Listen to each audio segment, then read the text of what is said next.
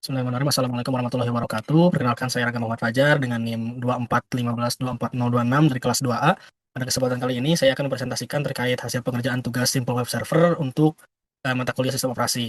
Nah, jadi di dalam tugas ini saya sudah mengembangkan sebuah web server yang punya kemampuan concurrency atau untuk menangani banyak klien secara bersamaan. Kemudian saya juga menerapkan pembatasan sumber daya atau resource limiting.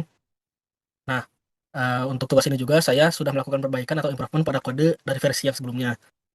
Eh, Perbaikan ini tuh terkait dengan keamanan dan juga penanganan sinyal agar si programnya itu lebih stabil.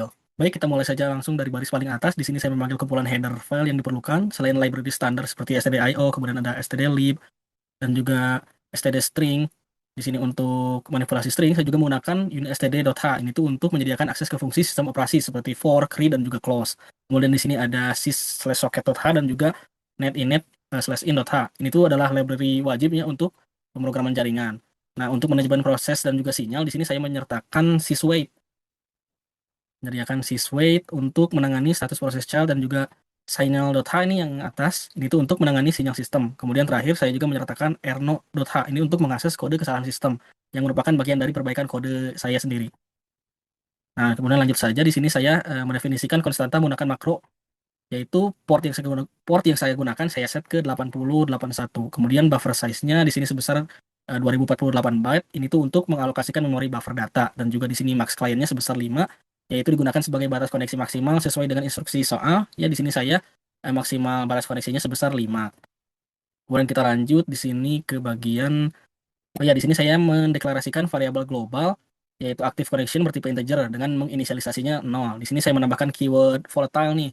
Ini tuh keyword yang penting untuk ngasih tahu si compiler bahwa nilai variabel ini tuh bisa berubah sewaktu-waktu oleh event yang eksternal. Nah, dalam hal ini tuh oleh si sinyal handler itu sendiri. Nah, sehingga si program tuh harus membaca nilainya langsung dari memori utama atau dari RAM, bukan dari cache register CPU. Nah, kemudian selanjutnya di sini ada fungsi child handler. Nah, ini tuh fungsi yang akan dieksekusi saat sinyal si CHLD-nya itu diterima. Nah, di awal fungsi juga di sini saya sudah melakukan perbaikan kode atau improvement dengan mendeklarasikan variabel integer save erno dan mengisinya dengan nilai erno saat ini. Nah, jadi saya menyimpan nilai error sistem sebelum menjalankan logika handler dan mengembalikannya di akhir. Nah, tujuannya itu untuk apa sih? Jadi ini tuh untuk mengamankan status error program utamanya itu agar nggak tertimpa oleh operasi di dalam handler itu sendiri. Kemudian eh, saya juga menjalankan looping while nih, looping while dengan fungsi whitePid. Di sini tuh ada argumen -1 yang artinya tuh menunggu child mana aja. Kemudian di sini ada null. Null ini tuh karena saya nggak butuh status keluaran yang spesifik. Dan juga di sini hang yaitu fungsinya agar nggak ngeblokir jika tidak ada child yang mati saat itu. Nah, di dalam loop ini juga saya melakukan decrement. Nah, pada variabel active connection. Ini tuh untuk menandakan slot kosong. Kemudian saya juga mengembalikan nilai Erno ke kondisi semula, yaitu save Erno. Kemudian kita lanjut ke bagian main. Di sini pertama saya lakukan adalah mendeklarasikan variabel-variabel lokal yang dibutuhkan oleh soket. Nah, jadi saya membuat dua variabel integer, yaitu server FD dan juga client FD. Nah, variabel ini tuh nantinya akan menyimpan file deskriptor, yaitu nomor identifikasi yang unik lah, yang bisa diberikan oleh sistem operasi untuk merepresentasikan si soket server dan juga soket client. Nah, selanjutnya di sini mendeklarasikan juga variabel integer ADDR len dan langsung menginisialisasikannya tuh dengan ukuran dari struktur klien ADDR-nya itu sendiri pakai fungsi size of. Nah, ini jadi si variabel itu penting. Kenapa? Karena fungsi accept nanti butuh pointer ke ukuran alamat agar tahu nih seberapa besar sih memori yang boleh ditulis. Nah, lalu saya juga di sini mendeklarasikan buffer sebagai array of char dengan ukuran sesuai dengan konstanta buffer size yang tadi sudah didefinisikan di awal. Jadi si variabel ini tuh sebagai wadah sementara lah untuk nyimpen data request yang dikirimkan oleh klien. Nah, lanjut di sini ke bagian inisialisasi server. Ini tuh dimulai dengan ngedaftarin si handlernya itu. Di sini saya panggil fungsi sinyal dengan argumennya itu sigchld dan fungsi child handler. Nah, ini tuh menginstruksikan si sistem operasi untuk menjalankan fungsi child handler setiap kali ada proses child yang berhenti. Nah, kemudian setelah itu saya juga mencetak pesan nih, pesan ke layar menggunakan printf untuk ngasih tahu nih bahwa si server itu sedang berjalan di port 8081 dan juga punya limit koneksi sebanyak 5 klien. Ini tuh ngasih feedback visual lah saat si server pertama kali dijalankan. Nah, kemudian di sini saya membuat soket dengan fungsi soket nih. Di sini ada argumen AF-inet itu untuk menentukan penggunaan IPv4 dan juga di sini ada sockstream untuk menentukan si protokol TCP dan 0 di sini untuk protokol defaultnya. Nah, nilai returnnya itu di sini disimpan ke server FD. Nah, saya juga di sini menambahkan pengecekan error nih di bawahnya. Jadi jika nilainya itu negatif, si program akan nyetak pesan nih, nyetak pesan kesalahan dan juga berhenti. Lanjut, di sini saya menggunakan opsi socket dan juga menggunakan eh, set sock ini nih, set sock OPT. Jadi pada level sol socket dengan si opsinya itu SO reuse ADDR. Di sini saya memberikan nilai integer 1 atau true nih ke opsi ini. Tujuannya apa sih? Jadi agar si port 8081 ini tuh bisa langsung digunakan kembali nih setelah si servernya dimatikan tanpa harus nunggu waktu jeda dari sistem operasinya.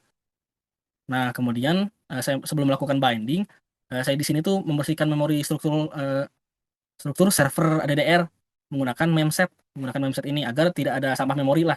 Lalu saya mengisinya di sini ada di sini ada scene family dengan AF underscore init untuk IPv4, kemudian scene port di sini dengan uh, Aton Sport ini tuh untuk mengonversi si nomor port ke format jaringan, dan juga ada ini SADDR dengan ininya dengan in ADDR underscore ini agar si servernya itu bisa nerima koneksi dari semua interface jaringan yang ada.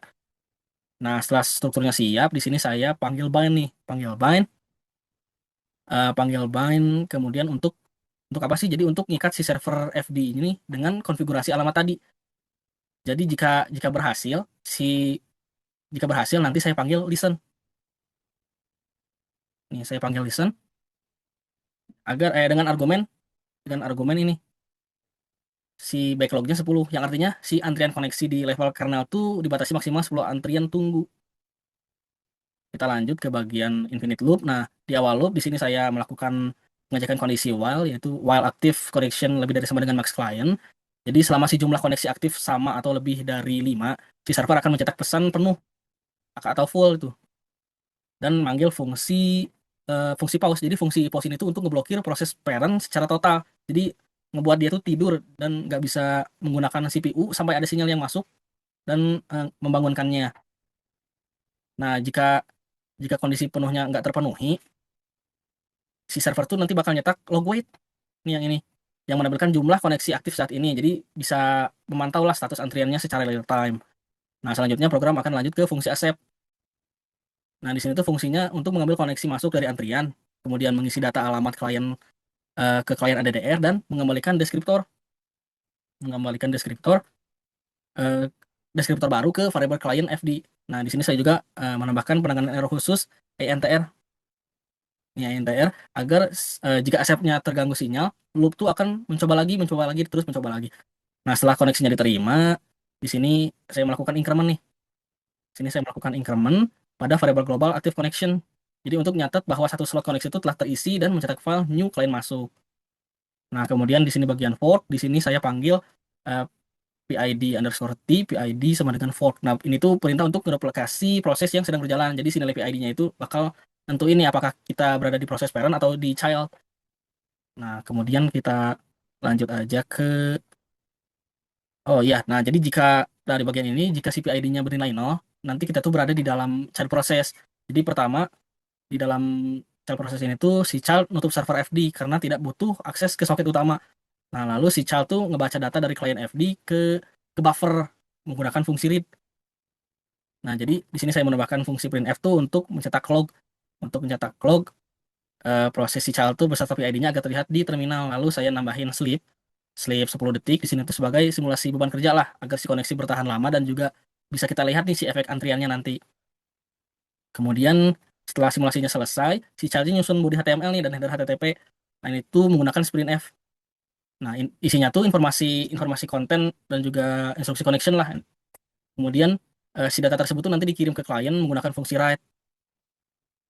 Nah, yaitu si fungsi write-nya itu sebanyak 2 kali ya dikirimkannya ke klien, yaitu untuk ke header dan juga untuk ke body. Nah, setelah responsnya terkirim, di sini mencetak logdown nih, down untuk menandakan bahwa si child itu telah selesai bekerja. Kemudian si child terakhir tuh manggil exit 0. Nah, ini tuh akan mematikan proses child dan secara otomatis tuh mengirimkan sinyal si CLD ke parent untuk memicu proses pembersihan lah. Nah, sebaliknya ada blok else nih di sini dijalankan oleh parent proses. Nah, tugas parent tuh cuma satu, jadi dia tuh untuk menutup child FD. Nah, karena soket tersebut tuh sudah diserahkan ke child, nah jadi setelah itu si parent tuh kembali ke awal loop untuk ngecek limitasi dan juga menerima koneksi baru. Kita lanjutkan ke sesi demonstrasi untuk membuktikan bahwa si programnya berjalan sesuai dengan spesifikasi. Kita langsung saja. Di sini saya akan melakukan compile kode programnya dulu. Oke, sudah berhasil. Kita langsung jalankan programnya. Nah, di sini bisa kita lihat si servernya berhasil dijalankan dan mencetak status awal. Di sini ada server berjalan di port 8081 dengan limit koneksinya sebesar 5. Nah, saat ini si server tuh sedang dalam keadaan standby ini, nunggu koneksinya masuk. Nah, kemudian di tab WSL lainnya, kita akan langsung ke pengujian skenario pertama. Di sini tuh untuk membuktikan bahwa si server tuh mampu nih menangani concurrency eh, dengan jumlah koneksi yang masih di bawah atau sama dengan batas maksimalnya, yaitu 5. Nah, di sini saya akan mengirimkan 5 permintaan sekaligus menggunakan looping for. Kita langsung enter saja. Nah, bisa kita lihat eh, banyak sekali log yang muncul di sisi server. Muncul dari pesan new nih, pesan new client sebanyak 5 kali. New 2, 3, 4, dan 5. Nah, oke. Ini tuh munculnya secara bersamaan. Jadi si log pemrosesan dari child process juga tuh muncul sebagai PID yang beda-beda nih. PID-nya beda-beda. Nah, hal ini tuh membuktikan nih bahwa si mekanisme forknya itu berjalan dengan baik. Ya, jadi si server tuh tidak memproses satu persatu secara antrian lah, tapi melayani melayani si 5 kliennya itu sekaligus secara paralel karena si slot koneksinya itu masih tersedia. Oke, kita hentikan programnya. Ini juga sama, kita clear dulu agar lebih clean kelihatannya. Kita lanjut.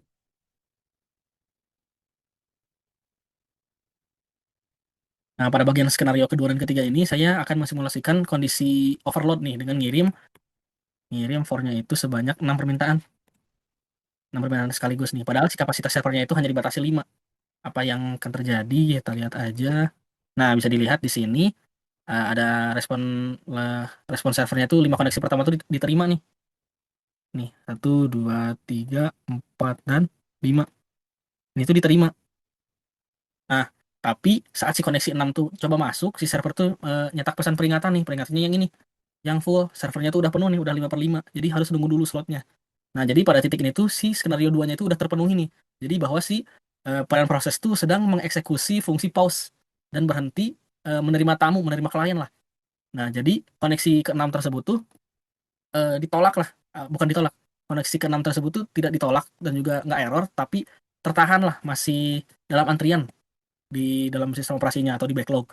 Nah, di sisi klien, ini tuh terlihat prosesnya masih menggantung atau masih loading. Nah, kita lanjut bahas ke skenario yang ketiga. Nah, di sini sudah muncul ya, sudah terlewati. Nah, di sini tuh terlihat ada pesan down. Nih, bisa dilihat ada pesan down. Ini tuh nandain bahwa proses si childnya itu udah mati nih. Jadi sinyal si child-nya itu udah terkirim dan handlernya itu ngurangi jumlah koneksi aktifnya itu jadi 4. Yang asalnya 5 nih, jadi 4. Nah, jadi si tepat pada detik yang sama tuh muncul pesan new. Yang asalnya 4 yang aktif. Langsung masuk lagi new, yang baru. Nah, ini tuh membuktikan bahwa segera setelah slot kosongnya tersedia, si parent proses itu otomatis bangun dari tidurnya dan langsung nih narik koneksi yang ke-6 yang tadi ngantri masuk nih, masuk ke dalam total aktif ini. Nah, ini tuh ngebukti ini bahwa si logika pemrograman yang dibuat tuh udah sesuai dengan skenario yang ketiga. Nah, intinya jadi berdasarkan demonstrasi yang telah saya lakukan bisa disimpulkan nih bahwa si program web server ini tuh udah sesuai. Jadi yang pertama itu concurrency-nya berhasil diterapkan menggunakan fork, yang kedua itu ada resource limiting-nya berjalan dengan membatasi 5 koneksi menggunakan logika pause. Kemudian eh, manajemen antriannya juga terbukti nih bekerja secara otomatis dengan implementasi sinyal handler yang aman lah. Nah, di sini juga sudah sesuai nih, sudah terlihat bahwa si child PID-nya juga sudah selesai semua. Demikian presentasi yang bisa saya sampaikan. Mohon maaf apabila masih terdapat kekurangan dalam penjelasan program maupun dari demonstrasi yang sudah saya lakukan. Terima kasih atas perhatiannya. Wassalamualaikum warahmatullahi wabarakatuh.